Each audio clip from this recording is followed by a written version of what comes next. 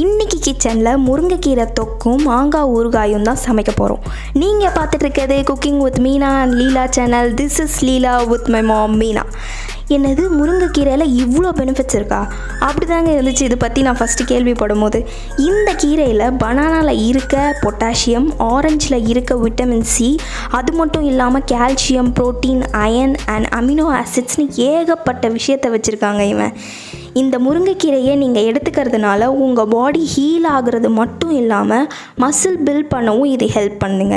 And இந்த முருங்கைக்கீரை உங்கள் பாடி இம்யூன் சிஸ்டமை நல்லா பூஸ்ட் பண்ணுது. ஸோ நீங்கள் எந்த எக்ஸ்கியூசஸும் இல்லாமல் முருங்கைக்கீரையை வீக்லி ஒன்ஸ் ஆச்சு எடுத்துக்கோங்க. No more waiting, let's start the video. ஏன்னா மக்கா இன்னுமா சப்ஸ்கிரைப் பண்ணாமல் பார்த்துக்கிட்டு இருக்க? சட்டு புட்டுன்னு சப்ஸ்கிரைப் பண்ணலை, அப்போ தான் நான் போடுற ரெசிபிஸ் எல்லாம் உன்னால் மிஸ் பண்ணாமல் பார்க்க முடியும். புரிஞ்சுதால? சப்ஸ்கிரைப் பட்டன் எங்கே இருக்குது தெரியுமில? கீழே இருக்கு பாரு. சப்ஸ்கிரைப் பட்டனை போட்டு விட்டு பக்கத்தில் இருக்க பெல் ஐக்கனையும் கிளிக் பண்ணல. கரெக்டா? இப்போ முருங்கைக்கீரை தொக்கு செய்யறதுக்கு முன்னாடி அதுக்கு தேவையான பொருட்கள் என்னென்னு சொல்லிடுமா? இல்லை, முருங்கைக்கீரை இந்த கிண்ணத்தில் நான் ஃபுல்லாக எடுத்திருக்கேன். இதுக்கு பருப்பு ஒரு அரை கப்பு இருந்தால் போதும், ஏன்னா பருப்பு நிறைய போடக்கூடாது.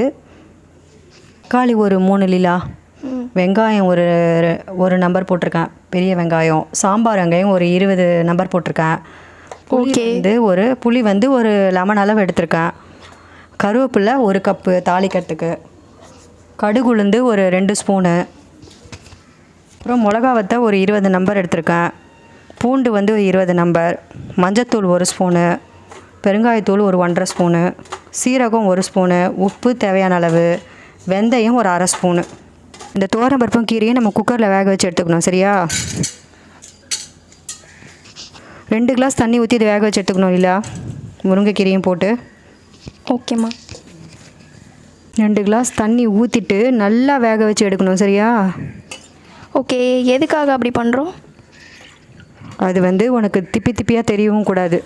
நல்லா வெந்தாதான் உனக்கு டேஸ்ட்டு நல்லாயிருக்கும் தொக்குக்கு. ஓஹோ. கீரையை வேக வச்சுருக்கோம், அடுத்து என்ன பண்ண போகிறோம் கீரை வேகிறதுக்குள்ளே? இப்போ தக்காளி வெங்காயம்லாம் நம்ம எண்ணெய் ஊற்றி இப்போ வதக்கிடலாம் ஒன்று ஒன்றா, சரியா? தக்காளி வெங்காயம் வதக்கிறதுக்கு என்னென்ன பண்ணணும்? எண்ணெயை ஃபஸ்ட்டு கடாயில் ஊற்றிட்டு, நான் நல்லெண்ணெயில் தான் இதை செய்ய போகிறேன். எண்ணெயை ஃபஸ்ட்டு ஊற்றிட்டு இது ஒன்று ஒன்றா போடுறேன், நீ பார்த்துட்டு. ஃபஸ்ட்டு சீரகத்தை போட்டுக்கோ. நெக்ஸ்ட்டு வெந்தயத்தை போட்டுக்கோ. அப்புறம் அந்த மிளகா வத்தியெல்லாம் காம்பை கிள்ளி போட்டுக்கோ. எத்தனை மிளகா சொன்ன ஞாபகம் இருக்கா லீலா? தெரியலையே, என்ன ஒரு 5 6 நான் போட்டுக்கிட்டே இருக்கேன். ஓ, 10 போடணுமா? ஏன்னா இது 4-5 பேருக்கு நான் செய்கிறேன்ல. ஓகே 10 மிளகா போட்டுக்கணும். மிளகா போட்டதுக்கப்புறம் ஒன்று போடுறேன் இரு. பூண்டு போடணும் லீலா. இப்போ போட்டாச்சு. சாம்பார் வெங்காயம் இருந்தால் அதை போட்டு பண்ணால் இன்னும் சூப்பர். நான் இப்போ சாம்பார் வெங்காயம் பெரிய வெங்காயமும் கலந்து போடுறேன்.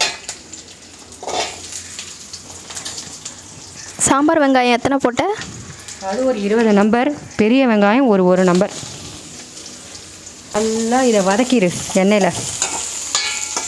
கோல்டன் ப்ரௌன் கலரில் வரணும். சும்மா அப்படியே தலைன்னு அந்த கலரை பார்த்தாலே உனக்கு சாப்பிட்ணுன்னு தோணணும். வதங்கிறதுக்கு லைட்டாக உப்பு போட்டு தக்காளியும் அதில் ஆட் பண்ணிக்கணும். நல்லா வதங்கிடுச்சா வெங்காயம்? ஆமாம்.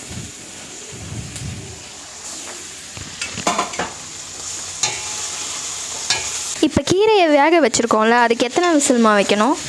அதுக்கு எப்படியும் நீ ஒரு 7-8 விசில் வைக்கணும், அப்போ தான் நல்லா வேகும். தக்காளிக்கு அப்புறம் அவ்வளோதான், நான் முடிஞ்சிருச்சா? வேறு என்ன போடுவேன்? மஞ்சத்தூள் போடணும். கீரை நல்லா வெந்துருச்சு, அதை என்னம்மா பண்ண போகிற? இதையும் அந்த கடாயிலே போட்டு நல்லா வதக்கிக்கோ. இது வதக்கி விடும்போது பெருங்காயமும் போட்டுக்கணும்.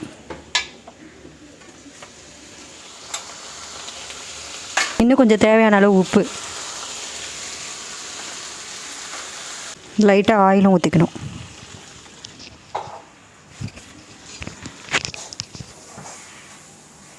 கீரையும் பருப்பும் இப்போ அந்த தக்காளி வெங்காயத்தோடு நல்லா வதங்கிடுச்சு. இதுக்கப்புறம் என்ன பண்ண போகிற? இது நல்லா ஆற வைக்கணும். இல்லை ஒரு பிளேட்டில் போட்டு சூடோடு அரைக்கக்கூடாது. ஆற வச்சுட்டு அரைக்கணும். இது கூட புளியும் போட்டு அரைச்சிக்கணும். நம்ம எடுத்து வச்சோம் பார்த்தியா, இந்த புளியையும் சேர்த்து போட்டு தான் இப்போ அரைக்கணும். இதில் புளியும் இதில் போட்டுறேன்.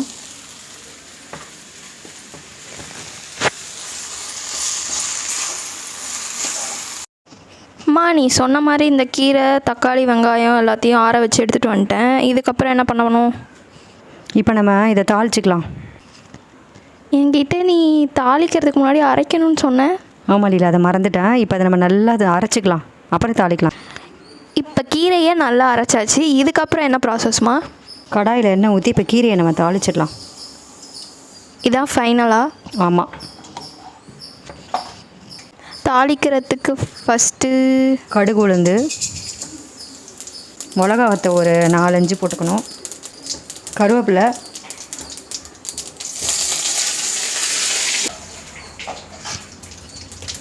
இப்போ கீரையை அதில் போட்டுக்கணும்.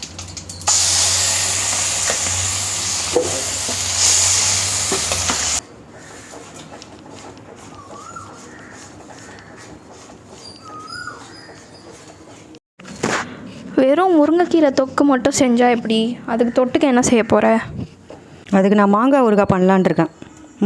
ஒரு மாங்காய் இதை நறுக்கி வச்சுருக்கேன் நான் பொடியாக, உப்பு போட்டு பரட்டி வச்சுருக்கேன்.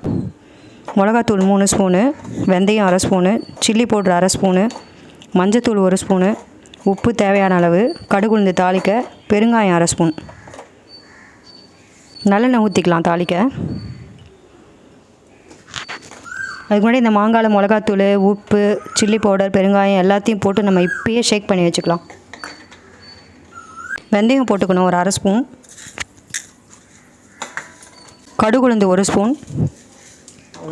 இப்போ இந்த தாளிப்பை ஆல்ரெடி பரட்டி வச்சுருந்த இந்த மாங்காயில் ஆட் பண்ணிட்டோன்னா மாங்காய் ஊறுகாய் ரெடி.